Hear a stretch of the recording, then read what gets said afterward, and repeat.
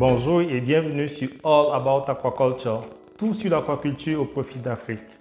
Beaucoup d'entre vous me demandent quelle est la densité de stockage pour mon étang piscicole, pour mon bassin hors sol ou pour ma cage. Et pour ceux qui ont des étangs piscicoles, généralement ce qu'ils me demandent concrètement c'est j'ai un étang piscicole de 300 mètres carrés, combien d'alevins de tilapia je vais mettre dedans?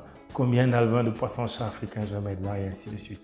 Et ceux-là, je les renvoie à ma vidéo précédente qui parlait de l'importance du volume de l'étang, donc de décrire un étang selon son volume et non pas sa superficie.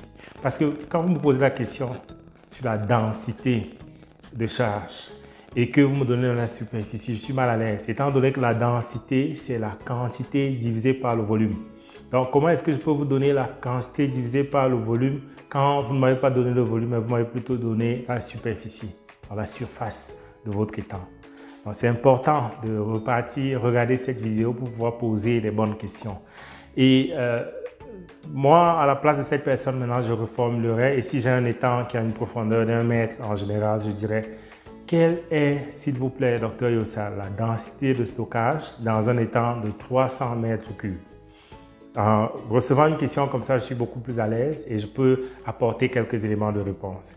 Alors, pour répondre à cette question-là, moi, je vous dirais que les chiffres qu'on avance, généralement 2 alevins par mètre carré ou 4 alevins par mètre cube et ainsi de suite, sont beaux. Moi, je respecte cela, mais je ne vous dirai jamais exactement un chiffre de ce genre. Donc, si vous voulez, vous pouvez lire d'autres documents, consulter d'autres personnes. On va vous donner des chiffres qui sont bien, qui marchent, peut-être dans un contexte précis. Moi, ce que je sais en termes de bonnes pratiques de la pisciculture, c'est que la densité de stockage dépend de la capacité de charge de votre milieu et la densité à la récolte que vous avez ciblée. Je m'explique.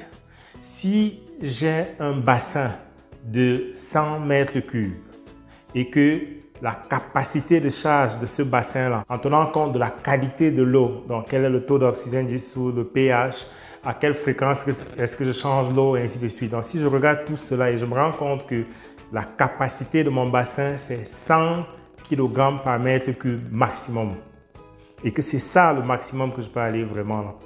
Maintenant, ma densité de stockage va tenir compte de cela, de ma cible à la fin. Donc, je vais faire ce qu'on appelle en anglais reverse engineering.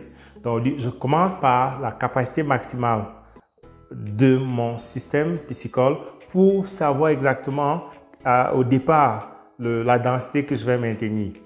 Et pour notre cas précis, si on sait que la capacité c'est 100 kg par mètre cube d'étang ou de système hors sol ou de cage, et que on veut stocker au départ, ce qu'on va se dire c'est, OK, quelle est la durée d'élevage?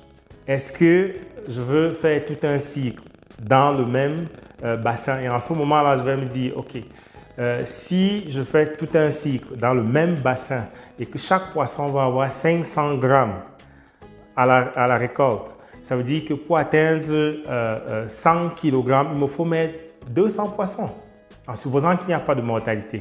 Alors si pour cet exemple précis, j'ai des alevins d'1 gramme et que je sais que chaque alevin va aller à 500 grammes, c'est qu'avec mes 200 alevins, j'aurai 200 grammes par mètre cube d'alevins au stockage. Donc ça me permet de dire, OK, je vais prendre des alevins et je vais mettre des alevins d'1 gramme chacun au nombre de 200. Avec ça, je sais qu'à la fin de mon élevage, s'il n'y a pas de mortalité, je vais obtenir 100 kg par mètre cube. Et maintenant, si j'ai un taux de mortalité reconnu de 10%, chaque fois que je lève, j'ai cette expérience-là, mes données collectées au fil des années me montrent que j'ai à peu près 10% de perte. Mais là, je vais mettre 220 alevins, sachant que je vais les conduire jusqu'à la fin et au moment de récolter mes poissons, j'aurai une densité à la fin de l'élevage de 100 kg par mètre cube. C'est comme ça qu'on procède lorsqu'on veut savoir combien de poissons stocker. Si par contre, j'ai un cycle d'élevage qui va juste durer, je ne sais pas trop, ou bien je vais faire juste du grossissement et que ça va durer 2 mois, alors pour stocker ce bassin précis. Et si j'ai l'information qu'en 2 mois, le poisson croît de 200 grammes par exemple, je vais prendre les poissons de 300 grammes chacun et je mets encore 200 poissons de 300 grammes chacun, sachant que lorsque je vais les pousser jusqu'à la fin de mon élevage, ils auront 500 grammes. Donc, si vous venez, vous me dites, j'ai des poissons de 300 grammes. Quel est le nombre que je mets là-dedans? Je vous dirais encore 200. Mettez 200 et ça va vous donner, à la fin de votre élevage, une densité finale de 100 kg par mètre cube. Donc, c'est vraiment de cette façon-là qu'on évalue la densité de stockage. Et vous avez remarqué que même au stockage, je parle toujours des kilos par mètre cube parce qu'on parle du volume de l'étang et non forcément du nombre. Et il y a un point aussi important pour cet exemple précis que je vais signaler qui est encore le taux de conversion des aliments dont on a parlé précédemment. Donc, si je sais que j'ai un taux de conversion des aliments de 2, ça veut dire qu'il faut que je donne 2 kg d'aliments pour pouvoir produire 1 kg de poisson. Et pour mon cas précis, je passe de 1 g à 500 g. Donc, en quelque sorte, il faudrait que je donne 1 kg d'aliments pour pouvoir produire 500 g de poisson. Ça veut dire que dès le départ, je peux déjà calculer, je me dis, je vais commencer avec une densité de stockage de 200 alevins de 1 g chacun. Et pour chaque alevin, je vais prévoir 1 kg d'aliments pour pouvoir avoir 500 g de poisson. Ça, c'est comme je l'ai dit en considérant un taux de conversion des aliments de 2 pour simplifier les choses. Donc, avec ça, je réponds à 2 questions qu'on se pose généralement. Et vous comprenez très bien qu'en pisciculture ou en aquaculture en général, ce qui compte, c'est la bonne planification et le résultat final. Quelle est la cible à la fin? Qu'est-ce qu'on veut obtenir? C'est ce qu'on veut obtenir qui permet de savoir ce qu'on fait au départ. Et cette cible en termes de densité finale tient compte des conditions du milieu.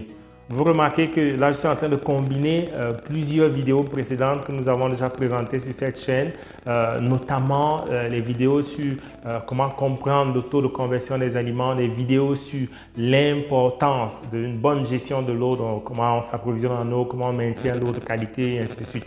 Parce que ce n'est qu'en comprenant tout cela que vous parvenez à déterminer exactement quelle est la capacité de charge maximale de votre système de production piscicole.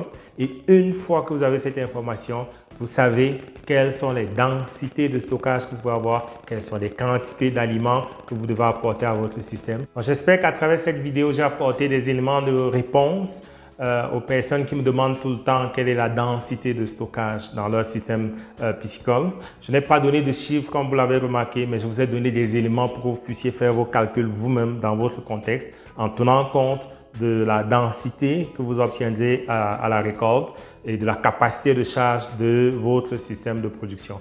Donc vraiment, ça c'est juste introductif. Et dans les vidéos qui vont suivre, on pourra aller beaucoup plus dans les détails, surtout en me fondant sur les questions que vous me poserez. Donc comme d'habitude, je vous inviterai à aimer cette vidéo, à la partager et d'inviter d'autres personnes qui sont passionnées par la pisciculture et qui aimeraient bien la comprendre avant d'investir dedans ou avant d'élargir leur ferme, de s'abonner sur cette chaîne YouTube All About Aquaculture, tout sur l'aquaculture au profit de l'Afrique. Merci et à la prochaine.